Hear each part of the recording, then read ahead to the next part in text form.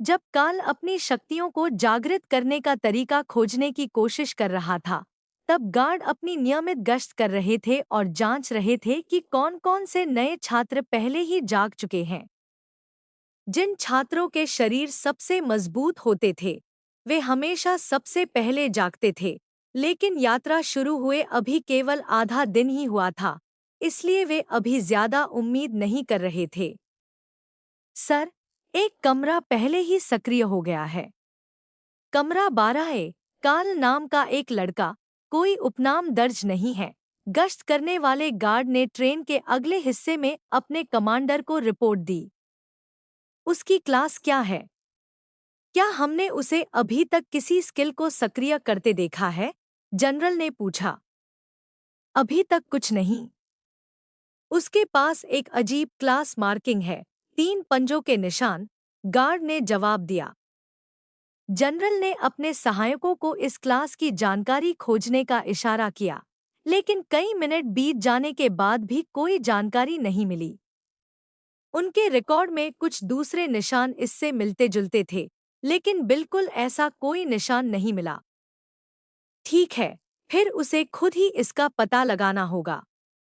उम्मीद करता हूँ कि उस बच्चे की किस्मत अच्छी हो या उसकी चमड़ी मोटी हो, क्योंकि अगर अकादमी पहुंचने पर उसने अपने असाइनमेंट में खाली कागज जमा किया, तो उसे इसकी जरूरत पड़ने वाली है। ऐसा पहली बार नहीं था कि किसी छात्र को निशान मिल गया हो लेकिन वह तुरंत अपनी शक्तियां जागृत न कर पाया हो, भले ही उसने निर्देशों का पालन किया हो। कुछ लोगों को शुरुआत में कोई अजीब स्किल मिलती थी और कुछ लोग उन्हें दी गई शक्ति का इस्तेमाल करने में ही बहुत खराब होते थे। जनरल को एक ऐसा मामला भी याद था जिसमें एक बच्चे ने मैच क्लास जागृत की थी, लेकिन उसके पास कोई भी स्पेल डालने के लिए पर्याप्त माना नहीं था, लगभग पहले सेमेस्टर के अंत तक। अंत में, वह छात्र पूरी तरह असफल साबित हुआ था और स्कूल की एक यात्रा के दौरान भाग गया था ताकि एक सामान्य व्यक्ति की तरह जीवन जी सके, और वह कभी भी लेवल 1 की शुरुआत से आगे नहीं बढ़ पाया। यही बहुत से उन छात्रों की किस्मत होती थी जो कभी अपनी स्किल्स को जागृत करना नहीं सीख पाते थे, या तो इसलिए क्योंकि वे उन्हें मिली क्षमताओं के लिए बिल्कुल उपयुक्त नहीं होते थे, या इसलिए क्योंकि उनके पास ऐसा निशान होता था जिसके बारे में कोई उन्हें मार्गदर्शन नहीं दे सकता था, जैसे कमरा 12A में मौजूद 3 पंजों के निशान वाला लड़का। डिवाइन सीरम एक आधुनिक आविष्कार था, जिसे एक प्राचीन सैंक्टोरम के नीचे स्थित एक पवित्र स्थल पर हुई अविश्वसनीय पुरातात्विक खोज पर व्यापक शोध के बाद बनाया गया था।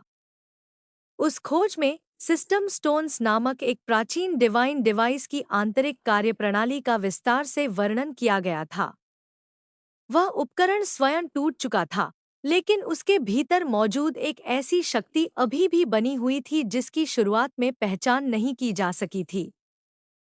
उन पत्थरों को मार्गदर्शक बनाकर और दशकों के अध्ययन के बाद सीरम बनाया गया था ताकि मनुष्यों को उस शक्ति के साथ सामंजस्य स्थापित कराया जा सके और गोल्डन ड्रैगन देश को अपने पड़ोसियों की सैन्य शक्ति से आगे निकलने तथा अपने नागरिकों की किस्मत बदलने का अवसर मिल सके। इससे क्या फर्क पड़ता था कि ओशन पीपल के पास अपने जहाज़ों को गोल्डन ड्रैगन बेड़े की मिसाइलों और बंदूकों से बचाने के लिए जल जादू था। अब उनके पास अपने मैच थे।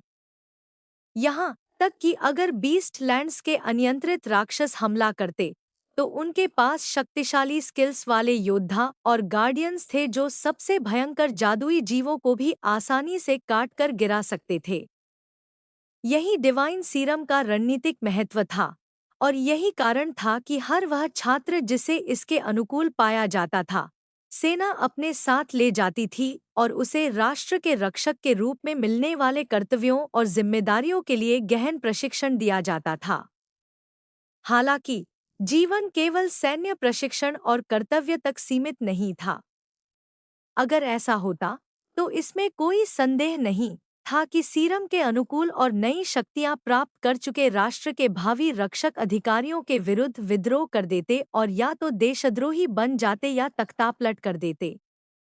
इसलिए उनके साथ उन पौराणिक संसाधनों की तरह व्यवहार किया जाता था जो वे थे, और वे पूरी जिंदगी विलासिता में रह सकते थे जब तक उनकी शक्ति उनके वेतन को उचित ठहराने के लिए पर्याप्त होती।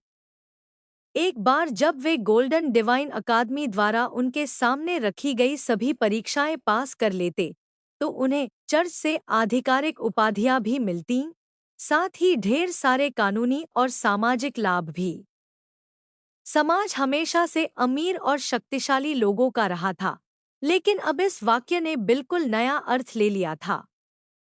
काल को इस बात का बिल्कुल भी अंदाजा नहीं था कि निरीक्षक किस बारे में चर्चा कर रहे थे, और जब वे इस संभावना पर चर्चा कर रहे थे कि शायद वह अपनी शक्तियों को समय पर जागृत नहीं कर पाएगा और अपने सहपाठियों के साथ तालमेल नहीं रख सकेगा, तब काल वहां से गुजर रहे गार्ड्स से सलाह मांगने की तैयारी कर रहा था। सर, माफ कीजिए, लेकिन मेरी स्किल मार्किंग किताब में दिखाई नहीं दे रही है। क्या ऐसा हो सकता है कि कोई पन्ना गायब हो? उसने पूछा जब वर्दी पहना गार्ड फिर उसके पास से गुजरा। किताब में नहीं है। हाँ, बुरी किस्मत है, बच्चे।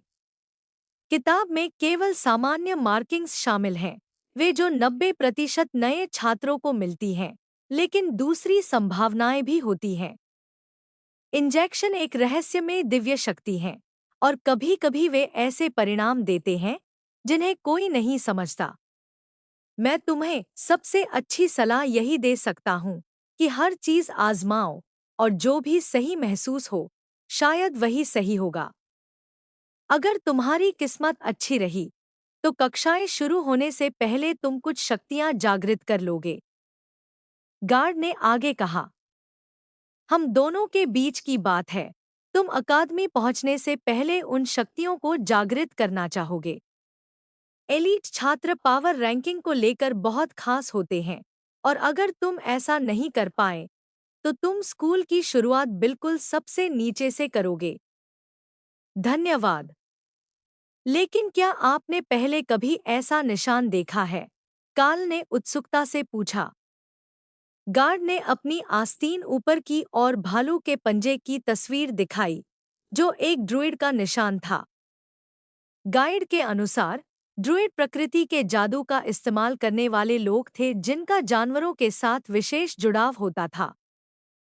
चूंकि यह थोड़ा मेरे निशान जैसा है और ऐसा लगता है कि इसका जानवरों से कुछ संबंध है, इसलिए शायद जानवरों या बिना हथियार वाले युद्ध से जुड़ी चीजें आजमाओ। चलती हुई ट्रेन में प्रकृति के साथ सामंजस्य स्थापित करने के लिए ज्यादा कुछ नहीं किया जा सकता, लेकिन अगर तुम्हें थोड़ी ताज़ी हवा चाहिए तो खिड़कियां थोड़ा खुलती हैं। मुझे भी यही करना पड़ा था। मैं प्रकृति के साथ किसी प्रकार का संबंध बनाए बिना अपनी शक्तियां जागृत नहीं कर पाया था। वास्तव में मैंने ट्रेन में अपनी शक्तियां जागृत ही नहीं की थी। जैसे ही अकादमी के द्वार की ओर जाते समय मैंने पेड़ों को छुआ, वे सक्रिय हो गई, गार्ड ने समझाया। मदद के लिए धन्यवाद, काल ने आवाज लगाई जब गार्ड वहां से चला गया। ऐसा नहीं लग रहा था कि उसे ज्यादा बातें करना पसंद था, या शायद वह केवल काल को बेवजह उम्मीद नहीं दिलाना चाहता था। लेकिन उसकी सलाह ने काल को कम से कम आगे बढ़ने के लिए एक दिशा दे दी थी।